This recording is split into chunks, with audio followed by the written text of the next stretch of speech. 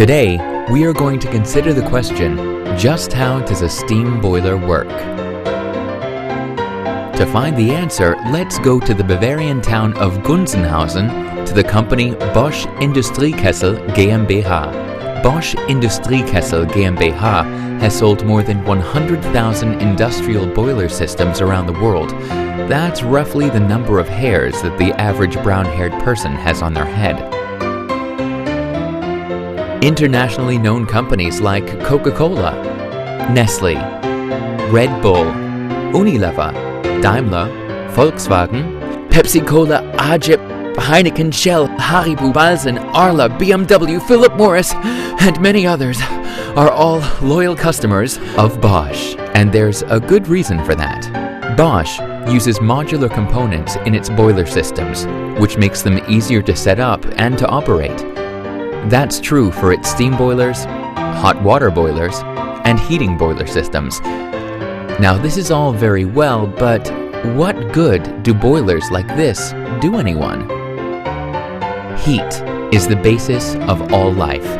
You can see this when your fridge breaks down and your yogurt comes to life. Just a little joke. If the sun was our only source of heat, huge areas of the globe would not be habitable for humans. Depending on where they are on the Earth and at what time of year, humans therefore need to produce heat artificially. In other words, without access to energy from the sun, in order to survive. There are also all sorts of technical processes that need heat to work. The food and drink industry uses steam boilers for cooking and cleaning, but lots of other products from the building materials, chemical, and textile industries simply could not be produced without heat. As you can see, we humans would find life very difficult without heat, and heat from steam boilers in particular. Fine. But how exactly does a steam boiler work? Let's take a closer look. To help us understand, let's take an ordinary saucepan because, essentially, a saucepan does the same thing as a steam boiler. Hey, in the mood for some tasty potatoes?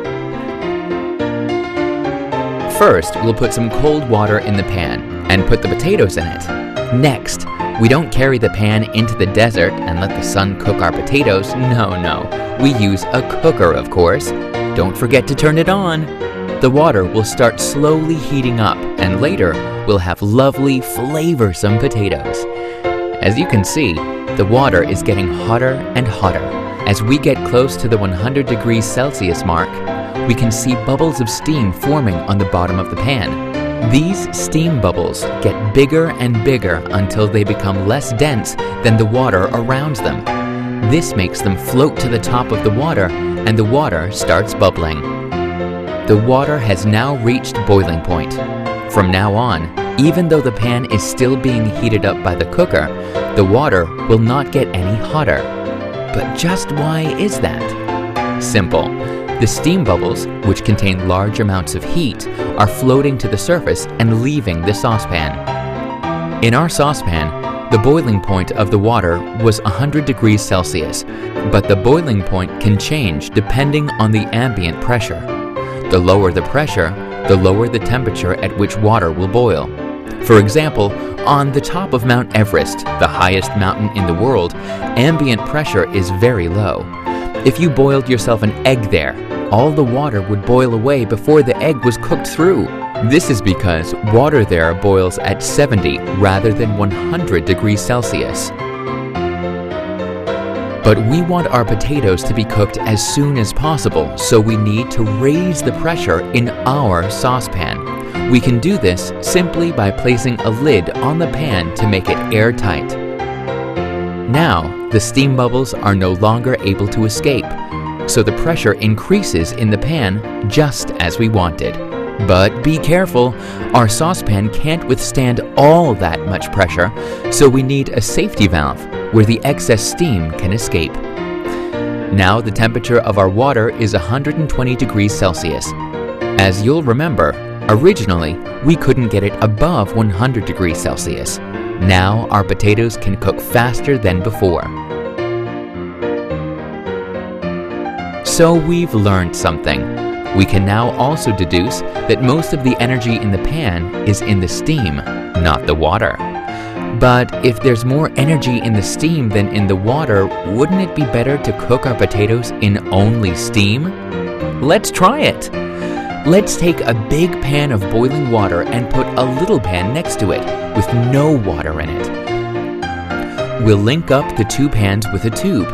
We'll put our potatoes in the small saucepan. The pan containing the boiling water produces steam, which floats up and passes along the tube into the small pan, straight to the potatoes. When the steam goes into the small pan and cools down on the surface of the potatoes, it condenses and releases heat, which is transferred to the potatoes. The condensation then drips down and runs out through an opening in the bottom of the pan. After all, we want our potatoes to be in steam, not water. Now we're getting closer and closer to understanding how a steam boiler works, but we're not quite there yet. We can't continue our experiment with the saucepan forever because the water in our big saucepan is gradually evaporating away. If the water boils away completely, the energy from the hob will no longer have anywhere to go and will build up in the bottom of the pan and could damage it. So let's add another element to our experiment. We need to make sure that we don't run out of water, so we'll connect a pump to our saucepan to maintain a fresh supply of water. This pump needs to be fitted with a gauge and control device to control the amount of water that it pumps in. Great! But our setup is still not particularly energy efficient. You will remember that excess steam is still being let out through a safety valve. We actually only want this to happen under certain circumstances. To be able to control this, we need a pressure sensor. The sensor measures the pressure in the saucepan, and we can then set the power of the hob so that the actual pressure is slightly less than the pressure needed to open the safety valve. If less steam is needed in the saucepan, the hob is turned down. If more steam is required, the hob is turned up. So is that everything a steam boiler needs to work properly? It's not quite that simple. If we leave our setup to run for a while, we will notice that scum forms on the surface of the water. Why is that? Standard tap water contains salt. When tap water evaporates, the salt remains in the water that is left behind. This concentrates to form scum. We don't want the scum because it's still partly water, so if it goes into the small pan, then it might do a good job of salting our potatoes, but it will also stop them from cooking as quickly because the steam will no longer be able to reach them directly. So how can we stop this scum from forming? We use a gauge to check the salt content of the water. If we find there is too much salty water in the saucepan, we can let this out through a special valve and pump in fresh water with a normal salt content in its place. As if the scum wasn't bad enough, after a few weeks, sludge starts to form on the bottom of the pan. The problem here is that the sludge covers the whole of the bottom of the pan and so blocks the flow of heat from the hob to the water. So somehow we need to get rid of the sludge. But how? With a valve, of course. Every so often we open the valve for a few seconds and the sludge runs out. Last but not least, we insulate our saucepan with cotton wool so that as little heat as possible can escape, and voila! We now know how a steam boiler works. Here's how a steam boiler from Bosch Industriekessel GmbH really looks. Quite different from our saucepan, isn't it? That's because this boiler is not powered by electricity, but by liquid or gaseous fuels such as natural gas or light fuel oil. A real steam boiler also needs to handle much higher pressures than our saucepan, and it also needs to have a much higher output.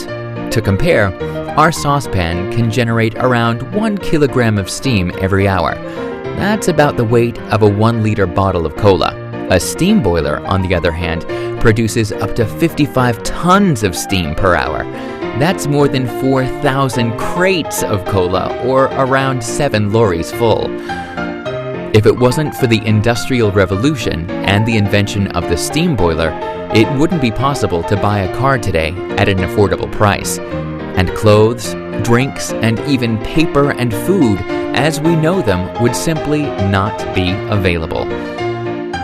So a great big thank you is due to Bosch Industriekessel GmbH, and thank you very much for watching.